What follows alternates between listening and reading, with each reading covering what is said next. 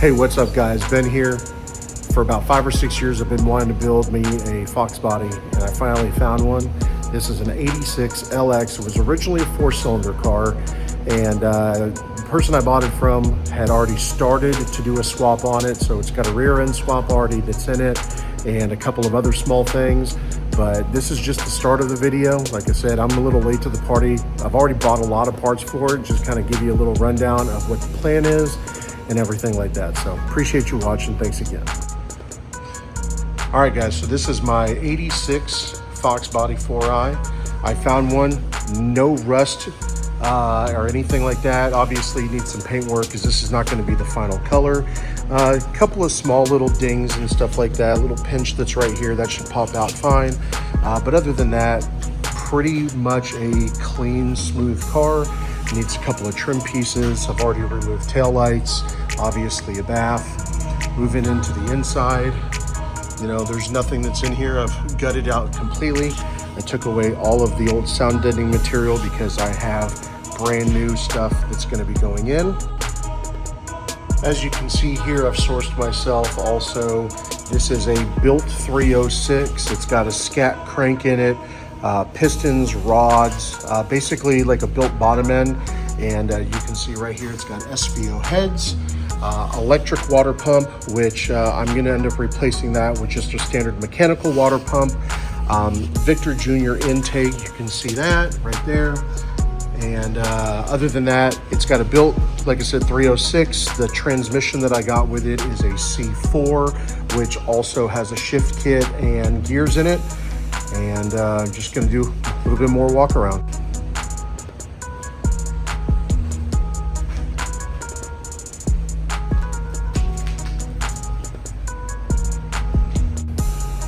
So the ultimate goal and the plan with this car is just to get it up and running. Obviously, nothing is hooked up. There's no interior in it.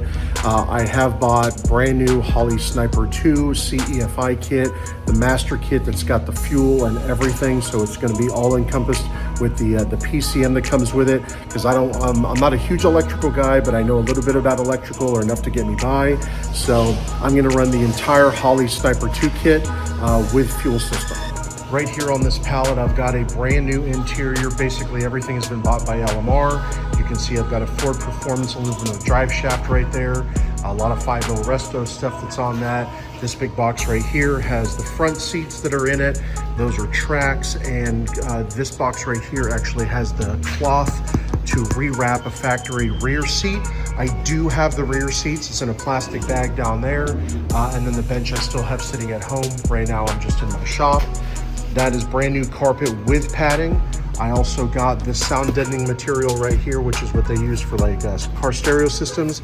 I got 2 of those boxes, and we're gonna lay this on the entire floor. Along with that, I do have the black aluminum radiator. This is the SVE radiator. And on this pallet, I also have dual cooling fans that are on there somewhere in this mix to get that installed as well. So for suspension, let's talk about suspension. Once I get the car up and running, I am planning on doing a full underbody suspension swap. I'm thinking about just going with a Team Z, cost effective, still really good stuff. Obviously tubular K-member, you know, upper control arms, all the lower control arms for the rear, the entire setup.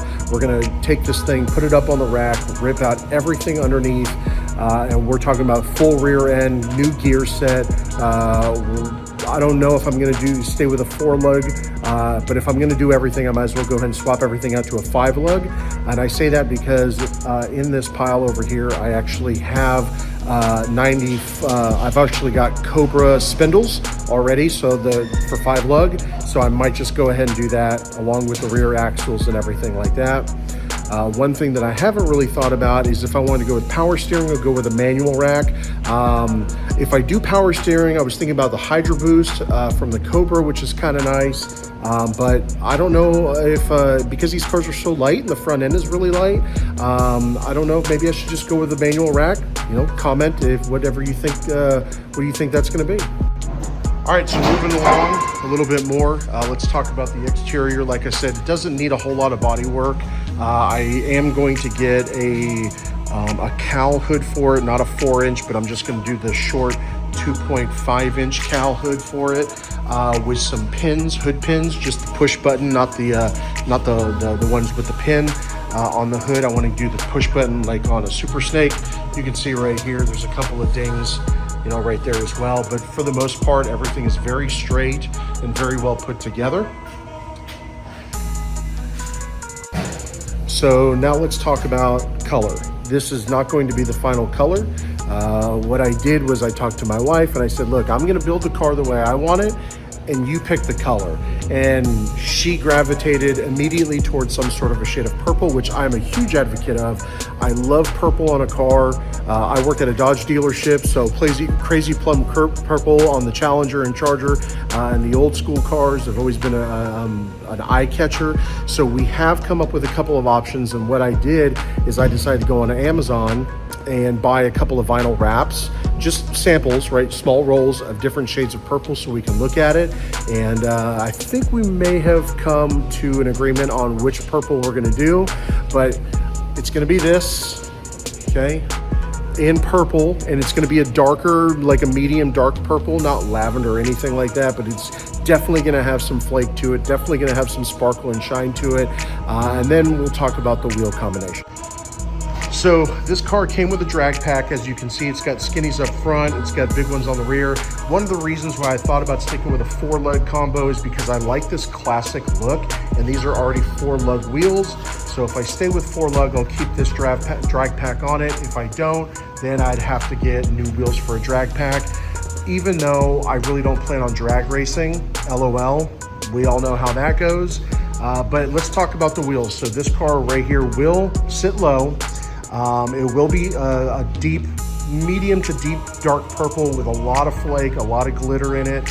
And then let's talk about what wheels I want to get. You know, Maker's Garage makes the 18-inch version of the Cobra wheels in black. So just picture this right here. Deep metallic, a lot of flake, a lot of glitter purple with blacked out Cobra wheels, 93 Cobra style wheels, and the 18-inch, and I'll do staggered. So I'll do like a 9 in the rear and 8 in the front, and I think that would look wonderful. Going on to the front end, the headlight shrouds, everything that's in here, I am going to do a two-tone, sort of, just with some accent. Those are going to be black inside there. I've already ordered all new lighting for the car on the exterior, so these headlights are all going to be LED. The blinkers are going to be LED, and then I also ordered some fog lights that are going to be LED. The corner lights I've already got smoked out with an LED strip in it, and then the tail lights. I bought the factory reproduction for the SVO or Celine Cobra style lenses. I've got those at home because I was taking them apart, but I'm not going to do the Oracle lights, which I think are really cool.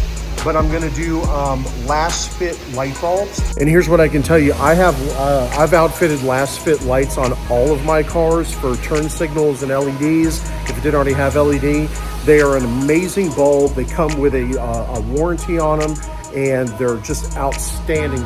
They're outstanding quality. So I'll probably stick with the last fit.